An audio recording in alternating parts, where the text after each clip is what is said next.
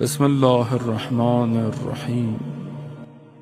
چند چیزیں رسول خدا حضرت محمد مصطفیٰ صلی اللہ علیہ وسلم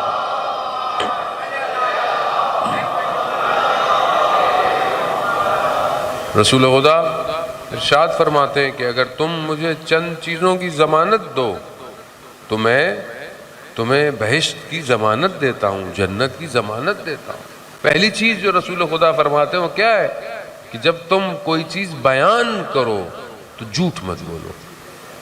اگر تم زبان کی ضمانت دیتے ہو یعنی جھوٹ نہ بولو تو میں تمہیں بہشت کی جنت کی ضمانت دیتا ہوں۔ لیکن آج آپ کے معاشرے میں دیکھیں سب سے زیادہ مشکل سچ بولنا ہے، جھوٹ تو اب جھوٹ ہی نہیں رہا، اتنی ملاوٹ ہو گئی ہے سچ اور جھوٹ میں کہ سچ بولو تو انسان پھنس جاتا ہے، جھوٹ بولو تو انسان مثلا آپ بولیں گے میں نے کتنا نارمل زندگی میں ایک چیز ہے، مثال کے طور پر کوئی بولے کتنے بجے آنا ہے، آپ بولیں اتنے بجے آنا ہے، اور اگر کوئی ٹائم پہ آ جائے تو آپ بولتے بھائی طبیعت ٹھیک ہے، تو ایسے ہی میں نے کہا تھا دیر سے، مطلب نارمل زندگی ہو گئی ہے کہ انسان کہاں ہو، بس ابھی یہ پل پہ ہی ہوں، اب یہ نہیں پتا یہ اس پل پر ہے کہ 3-4 پیچھے والے پل پہ کھڑا ہوا ہے۔ انسان ایسی ہی ہے، جھوٹ تھوڑی بول رہا ہے، لیکن انسان ایسا ہو گیا ہے۔ بزرگ تھے خدا ان کے درجات بلند کرے، وہ کہتے تھے کہ جب کوئی فون کرتا ہے تو آپ سے پوچھتا ہے کہ کیا کر رہے ہو تو آپ کیا کہتے ہیں؟ میں تو کچھ نہیں کر رہا۔ کہا سب سے بڑا جھوٹ ہے یہ، کچھ تو کر رہے ہو، بیٹھے ہوئے ہو، پڑھ رہے ہو، کھا رہے ہو، پی رہے ہو، کچھ دیکھ رہے ہو۔ اب انسان کی زندگی میں اتنا زیادہ ہو گیا ہے کہ انسان بغیر جھوٹ کے زندہ نہیں ہے۔ اور آپ کو پتا ہے کہ گناہ کبیرہ، کچھ گناہ ہیں جو کبیرہ گناہ ہیں یعنی بڑے گناہ ہیں، گناہ صغیرہ بہرحال گناہ ہے، چاہے چھوٹا ہو یا بڑا ہو۔ روایات ہیں کسی گناہ کو چھوٹا سمجھ کر مت کرو، کہیں یہ نہ ہو کہ یہی گناہ تمہیں عذاب میں ڈال دے۔ اسی طرح نیکی کے لیے کہ کسی نیکی کو چھوٹا سمجھ کر مت چھوڑو، یہی نیکی تمہیں جنت کی طرف لے کے چلی جائے گی۔ مگر بعض اوقات انسان کو آئیڈیا نہیں ہے، جو گناہ کبیرہ ہیں ان میں جھوٹ گناہ کبیرہ ہے، اور بہت سارے گناہوں کی چابی ہے۔ ایک جھوٹ انسان کو دوسرے جھوٹ، تیسرے جھوٹ، چوتھے جھوٹ، پانچویں، اور پھر جھوٹ لگاتار۔ روایات ہیں کہ جو جھوٹ بولتا ہے اس کے منہ سے ایک ایسی بو آتی ہے جو ملائکہ کو پریشان کرتی ہے۔ ظاہر ہے ہم لوگ تو خود گناہگار ہیں، ہمیں تو وہ محسوس نہیں ہوتا کہ انسان جھوٹ بول رہا ہے یا سچ بول رہا ہے، ہمیں تو محسوس نہیں ہوتا۔ لیکن آیت اللہ خرازی اپنی کتاب عالم الغیب کے اندر جو ہے وہ بیان کرتے ہیں کہ نجف کے اندر ایک عالم دین تھے، انہوں نے صاحب جواہر سے جو بہت بڑے عالم دین سے ان سے کہا کہ مجھے اجتہاد کا یعنی مجتہد ہونے کی اجازت دے دیں، تو انہوں نے اجازت نہیں دے دی۔ انہوں نے بہت کوشش کی کیونکہ وہ جا رہے تھے واپس اپنے ملک شہر جہاں سے آئے تھے، مجھے اجتہاد مل جائے تو میں خود فتوے دوں گا، تو انہوں نے اس کو اجازت نہیں دی۔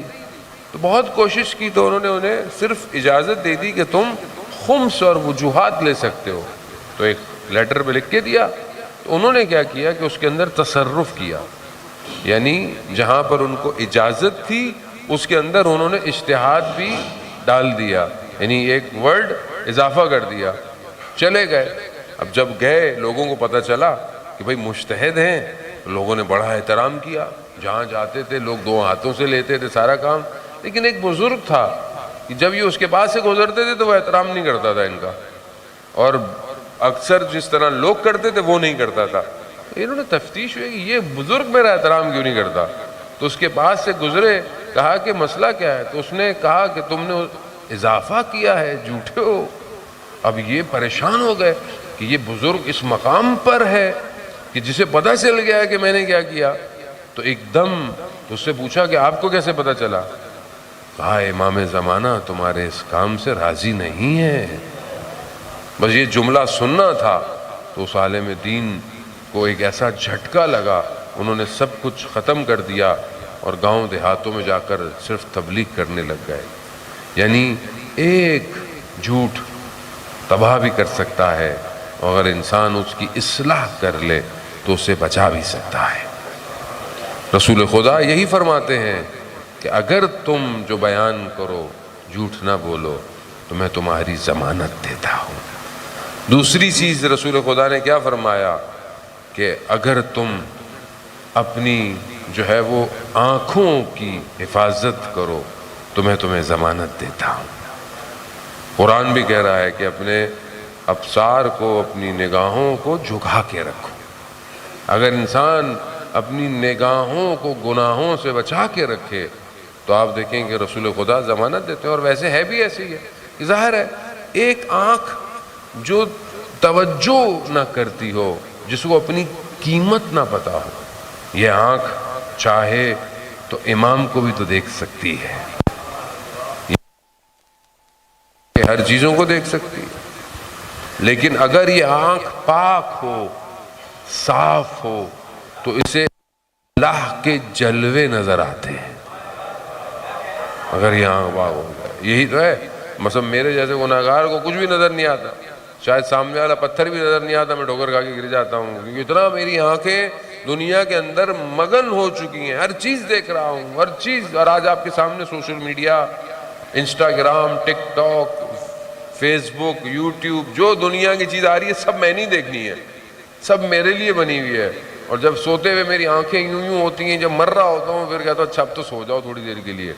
اتنا انسان اپنی آنکھوں کو تھکا رہا ہے، فضول ہے کوئی چیز، مطلب اتنی میں سے کتنی چیزیں فائدہ مند ہیں، لیکن انسان اپنی گناہ۔ رسول خدا آنکھ کی ضمانت مانگ رہے ہیں۔ صلاۃ بیت محمد وعلی محمد، اللہ صلی محمد وعلی۔ وہ بھی ایک آنکھ۔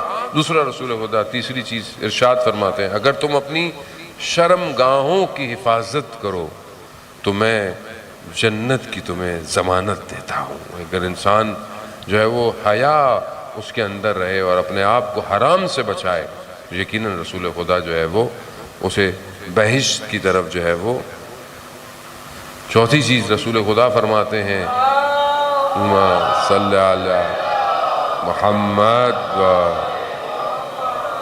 اگر تم ادائے امانت میں خیانت نہ کرو، جو تمہیں امانت رکھوائی گئی ہے، دی گئی ہے، چاہے وہ مادی ہو، چاہے وہ کسی کا راز ہو، چاہے تمہارے پاس کسی کے عیب ہوں، یہ امانت ہے۔ بہرحال اس امانت میں خیانت نہ کرو تو میں تمہاری جو ہے وہ ضمانت دیتا ہوں۔ عزیزان محترم، بہرحال یہ انسان، بہرحال اگر انسان اپنے آپ کو آخرت کا انتخاب کرے تو خود بخود اس کی دنیا بہتر ہو جائے گی۔